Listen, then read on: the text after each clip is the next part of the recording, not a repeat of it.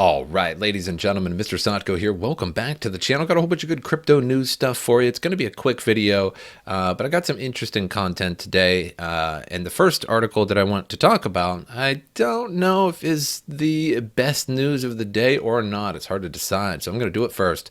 But game on, SEC opts not to appeal Grayscale's court win. So Grayscale has been applying for ETF status for really as long as I can remember back, and there have been many institutions that have tried to do this as well, and they all get shot down. So the SEC is a big block to crypto adoption, corporately, institutionally, in general.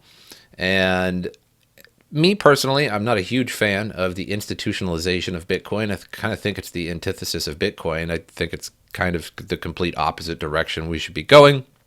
However, I'm just a man, and I won't be able to stop that. Now, this could be good for the price of Bitcoin and the markets in general to get an ETF. An ETF is an exchange-traded fund. It's basically like an exchange, but more like mutual stock. So with mutual stock, you put money down and you invest into a whole big swath of stocks, and they all go up at once, and you make money. Whereas an ETF, you invest in a whole swath of stocks or securities, bonds, etc., and they all go up and you make money. One of the big differences is that you can sort of day trade ETFs. You can trade them multiple times a day, whereas a mutual stock, you can only just trade once. So you can basically tell your broker, hey, I would like to sell some of my mutual stock, and they do it, and that's it. There's no intraday trading of it. And so Grayscale Investments Friday, it could be a sign that Bitcoin ETF approval is imminent. So I'm not sure what is going to be in the Grayscale ETF. Grayscale has GBTC, and they also have some other currencies, so they would sort of have to basket them together. And so you would effectively, with a crypto ETF, you'd basically be buying a basket of cryptocurrency, which is strange because I believe that Coinbase was trying that for a while. They had a situation where you could buy a basket of the top certain cryptocurrencies, which is effectively an ETF. So if they just have Bitcoin and they just convert their Grayscale Bitcoin Trust Bitcoin to an ETF and it's just Bitcoin, then you're really just buying Bitcoin and it doesn't really make sense. However, most of these institutional investors, they must go through a verified source like Grayscale, like an ETF and things like that. A lot of brokers can't just buy you Bitcoin. They have to go through some kind of ETF or some kind of official method. And so that's why this would be really important, because big institutions could actually put money down into the Grayscale Trust, into their actual Bitcoin ETF. Because right now you're basically just buying a Bitcoin that's sort of associated with the price of Bitcoin, if that makes any sense, because GBTC obviously is not Bitcoin. And so you're just buying like fake Bitcoin, and if Bitcoin goes up in price, your fake Bitcoin goes up in price. So this would actually create a demand to increase the size of the ETF fund, the more money that gets in it. And then that means that they're going to have to continue to buy Bitcoin to increase the size of the fund. So this would be pretty good. So the U.S. securities regulator had until Friday to challenge that court decision, either by seeking an appeal to the U.S. Supreme Court or requesting an en banc panel of the Court of Appeals to revisit the ruling. I said that perfectly. My French is not very good, though. I think it means on the bench. It chose not to pursue those options. An SEC spokesperson declined to comment. So another problem with the SEC is that they're not really saying exactly what a security is in terms of crypto. They're not giving good enough regulation or rules for exchanges and things like that for them to appropriately follow regulatory rules. So this could be huge. There could be still thinking a January 2024 launch. So this would help spike 2024. So this is why I really think, this is another reason why I think that 2024 is going to be a big year for Bitcoin. And 2025, we kind of go in cycles. There's a halving, and then, 16, 17, 18 months later, there's a big, huge high in the price. And then we all know what happens after that. I think 2018, where the price just went down and down and down and down and down all the way till the end of the year. And then we sort of have another year where it's a little stagnant. It kind of goes up. It really doesn't do anything interesting. And then the next year it goes up in price. So we sort of have this cycle of an explosion in price. It goes down, and then it stays stagnant for a year and a half. And then when a new halving comes along, it explodes again. So this would be pretty ideal timing to have an ETF and to have a bunch of institutional investors buying Bitcoin. I do have some worries about institutions buying Bitcoin. The problem with institutions buying Bitcoin is that they have more money than you. They have more money than me. They have more money than all of us combined watching this, and they have more money than basically everybody that's ever watched a crypto YouTube video. So that could be a problem.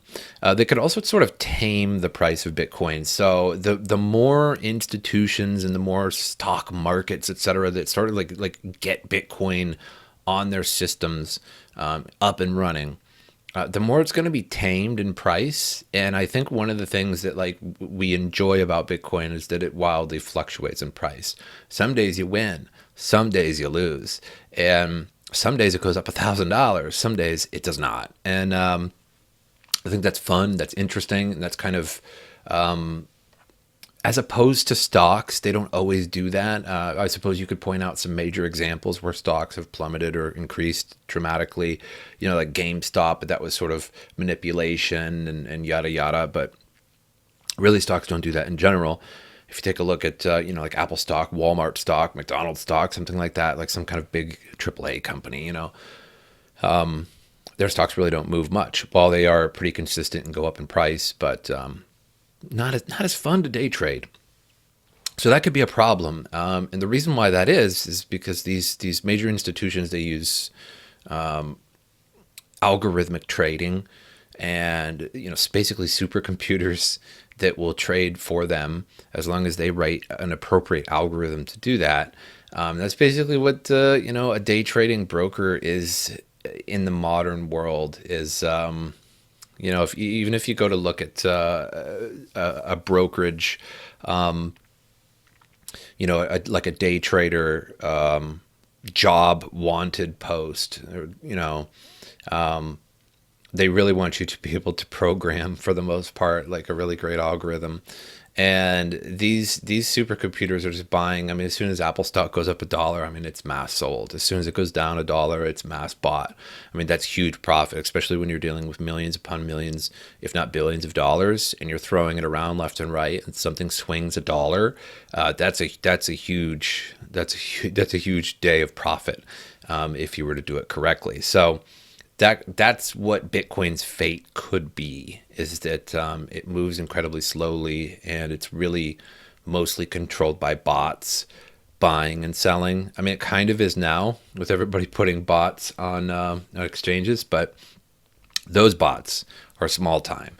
This is nothing compared to the major stock market bots.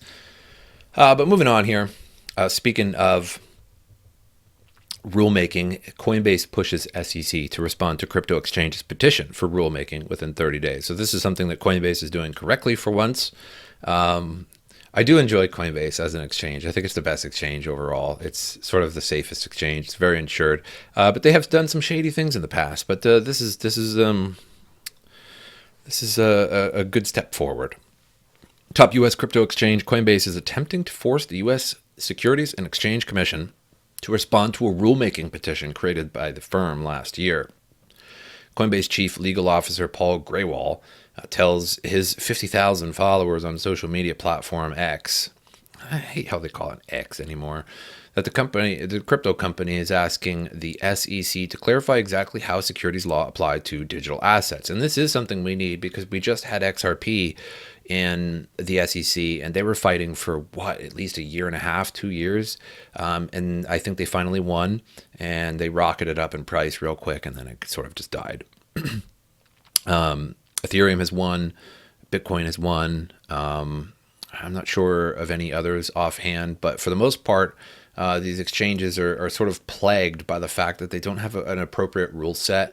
Are we handling a security, or are we not handling a security? And again, that prevents institutional and corporate adoption. According to Grayscale, the SEC's previous update on the matter wasn't good enough, and Coinbase wants a proper response within 30 days. Give us a proper response. I don't know what the threat's going to be, but whatever. We've filed our response with the Third Circuit. The SEC's unilluminating update is mere bureaucratic pantomime, and confirms that nothing short of mundamus will prompt the agency to take its obligations seriously. This guy has like a thesaurus before he types out a tweet. He's got like a thesaurus on bookmarked for sure. He's throwing around. He paid like $1.75 in quarters to write that. We respectfully request an order to the SEC to act on Coinbase's ruling petition within 30 days, which I totally agree with. I think there should just be the SEC should just say, hey, this is how a crypto becomes a security, and this is how a crypto is not a security, and then that would be great. Countdown starts now. Bitcoin crosses key bullish indicator for second time in history. Again, this is why I think that 2024 is going to be a pretty amazing year for Bitcoin. I think the high will be more like in 2025, though. Like the new all-time high will be in 2025. But because we have the halving in April of this year, we'll have from like 6.2 Bitcoin, 6 point some odd Bitcoin to 3.125 Bitcoin, something like that. And so that's going to put some pressure on miners, but miners don't feel that pressure right away. The exchanges and everybody doesn't feel that pressure right away. It usually takes a few months for it to begin an increase. So if we can get this ETF, if we can get more rulemaking from the SEC, like some actual clarity on securities or not. But the value of Bitcoin has recently experienced a correction.